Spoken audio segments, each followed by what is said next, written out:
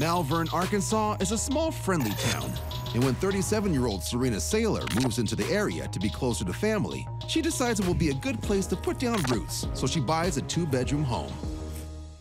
I'm living in this really peaceful neighborhood.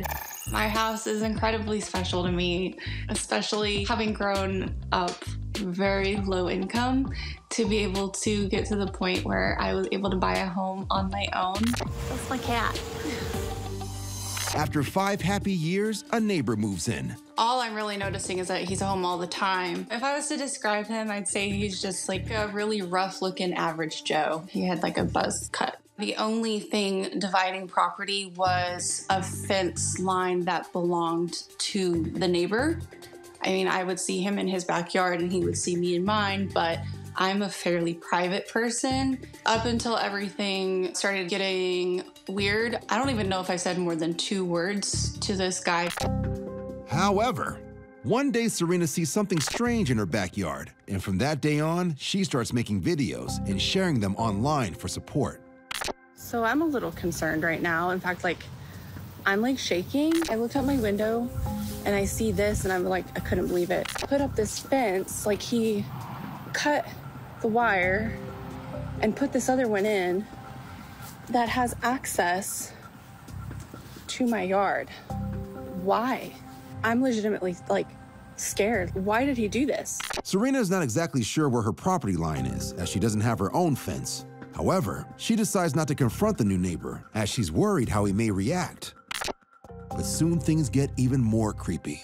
I haven't been outside since I recorded that video hours ago. I did hear the neighbor outside earlier. I did not look outside. And gate's wide open. A roll of toilet paper. What? I'm documenting this gate being open. I'm closing it, and I'm going to see if I have a lock.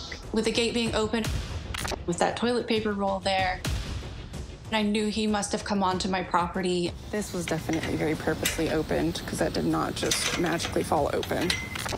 I do happen to have a lock, so here we go. I'm trying not to overreact, but at the same time, I am concerned. With the gate locked, Serena feels more secure. But later that night, she becomes aware of something outside on her back porch, and the only way onto her porch is through her backyard. I don't keep my porch lights on. There's no other lights on in the house. I'm in my room, and all of a sudden, I hear my wind chimes. It was not a windy night, breezy, nothing. They're very deliberately being rung, which scares me. My heart starts pounding, because I just don't know what is going on or what to expect. Serena goes to the door terrified of what may be outside. All those thoughts go through my head of I could be opening this to someone with a knife, a gun. I don't know what I'm opening this up to. So she grabs her gun for safety and goes to the door, gripped with fear. What are you doing on my porch? Get off my porch. Really? Get off my porch. I'm not scared. You opened the gate onto my property. It's my gate. You put a lock on it. My property goes to your fence line. I'm not gonna shoot you. Get off my property right now. Get off my property. Get off my property right now. You look like you already did. Stay off my property. I did feel good about the fact that I could get him off my property and that he left, but it was very short-lived because I knew this fight wasn't over. In the next few weeks, Serena's neighbor continues to trespass on her property. Will you please get off my property? You're not supposed to be over here. Don't ever come on my property again! Serena installs an 8-foot-high fence so her neighbor can't invade or even see into her backyard. I has a fence. But there's a gap in the fence between their properties that her neighbor is exploiting. My crazy neighbor was coming through that gap, and that's how he was accessing my backyard so easily still. Why are you on my property? Please get off my property. You've already had an official warning from the police. So I put up a barrier to protect that. He kicked over that barrier. Serena is terrified as her neighbor is carrying a stick. That's when I called the police and he got an actual trespass charge. And the next night, he kicked in my front door in the middle of the night. This time, the neighbor goes round the front of the house and kicks Serena's front door until it's damaged.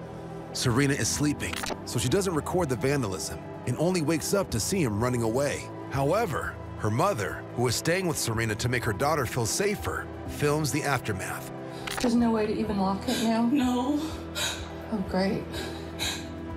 That was probably the scariest thing. 2:40 in the morning, and all of a sudden you just hear this shattering sound. After this incident, the neighbor is arrested and charged with criminal mischief and assault. He's currently awaiting trial. Serena takes out a restraining order against her neighbor, so she's more confident he will not trespass again. My neighbor apparently thought that I would make an easy victim and an easy target, but he definitely chose incorrectly. And to make doubly sure, she fixes the gaps in the fence. I am a badass woman. I'm not gonna lose what I have worked for so many years to someone like him.